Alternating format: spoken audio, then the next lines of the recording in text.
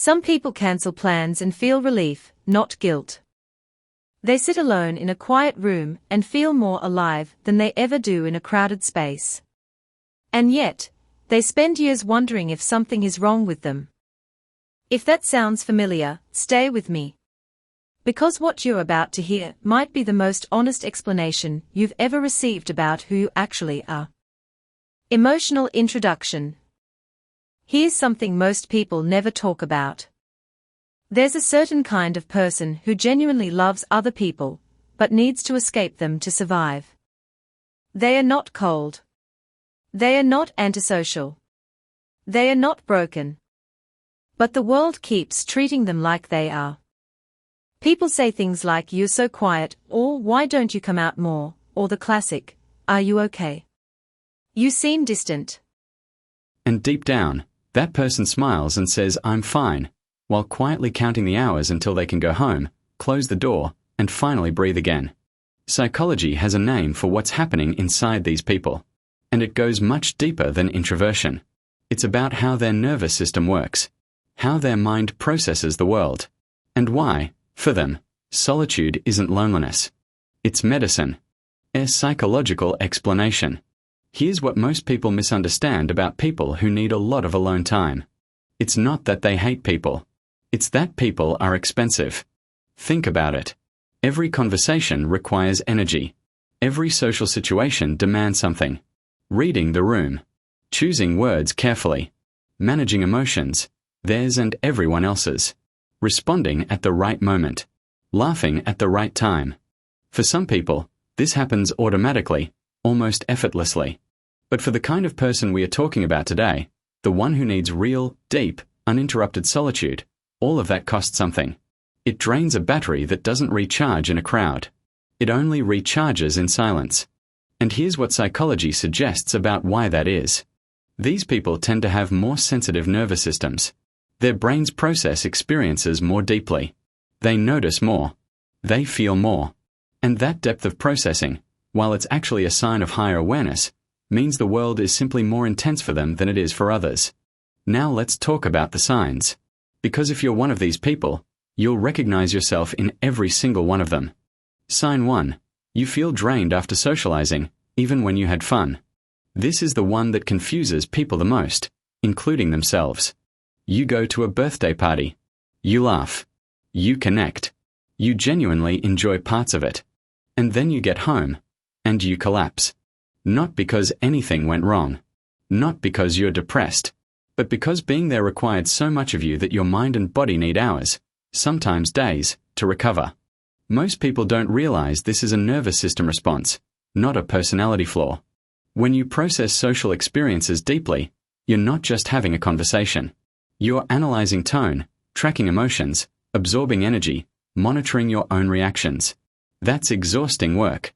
And the fact that you need rest afterward doesn't make you weak. It makes you someone who is fully present. Sign 2. Your best thinking happens when you're alone. There's a reason some of the greatest thinkers in history were deeply private people. Newton, Einstein, Kafka, Tesla, Darwin. All of them shared something in common. They required long, uninterrupted stretches of solitude to do their best work. And if you're someone who needs a lot of alone time, you probably understand why. When you're alone, the mental noise finally stops. The performance stops. The awareness of other people's needs stops. And what's left is you, your actual thoughts, your real feelings, your clearest instincts. This is where things become interesting. Research in psychology suggests that people with rich inner lives, those who daydream, reflect, create, and overthink, need solitude the way athletes need sleep.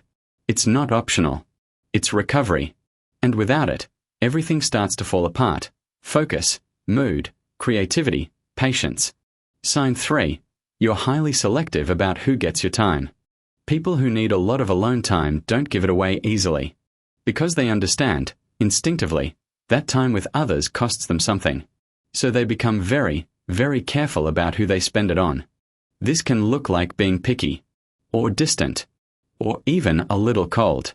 But the hidden reason is actually the opposite of coldness. It's depth. These people aren't interested in surface-level connection. Small talk feels like a waste of something precious. They want real conversations, real honesty, real understanding.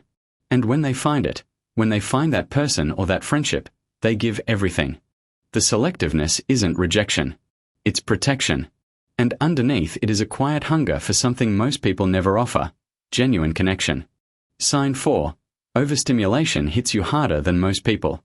Loud environments, crowded malls, chaotic family dinners, open plan offices, constant notifications.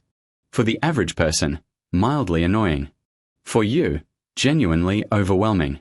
And you've probably spent years wondering why everyone else seems fine while you're silently falling apart inside. What many people fail to understand is that sensory and emotional overstimulation is a real, measurable experience. It's not weakness. It's not anxiety, though it can trigger it. It's a deeply wired sensitivity to input. Your brain doesn't filter stimulation the same way. It absorbs it. All of it. Every sound. Every mood in the room. Every unspoken tension. Every flicker of someone else's discomfort. And at some point, the system simply says, enough. That's not a flaw. That's a highly tuned instrument that needs proper care. Sign 5. Being alone is where you feel most like yourself. This is the deepest one. When you're around people, even people you love, there's always a version of you performing, adjusting, softening edges, managing perceptions, being what the moment needs. But when you're alone, the mask comes off. You move at your own pace. You think your own thoughts. You feel things without having to explain them. You exist without needing to be understood.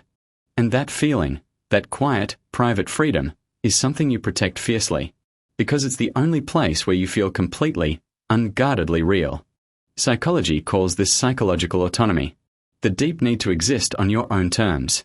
And it's one of the strongest indicators of a highly self-aware, emotionally complex inner world. Deep reflection. Here's what I want you to sit with for a moment. The world is built for people who are energized by noise, connection, and constant stimulation. And if you're not one of those people, the world can make you feel like you're doing life wrong. But what if you're not doing it wrong? What if you're just doing it differently, in a way that requires more honesty, more self-awareness, and more courage than most people will ever practice? Because it takes real strength to know what you need, to protect your energy without apology, to say no to the noise so you can hear yourself think. That's not isolation. That's integrity. A conclusion. People who need a lot of alone time are not broken. They are not cold. They are not antisocial. They are people who feel deeply, think deeply, and live deeply, and they've learned that the only way to sustain that depth is to guard their inner world with fierce, quiet intention. Your solitude is not a symptom. It's a sanctuary. And the sooner you stop apologizing for it, the sooner you'll find the peace that was always waiting for you on the other side of the noise. Call to action. If this felt like someone finally put words to something you've never been able to explain, you're not alone. More people feel this way than you'd ever imagine. Drop a comment below. Tell us, does solitude restore you or drain you? We read everything. And if you're drawn to psychology, self-awareness, and understanding the hidden depths of human behavior, subscribe. This is exactly the kind of content we create every single week.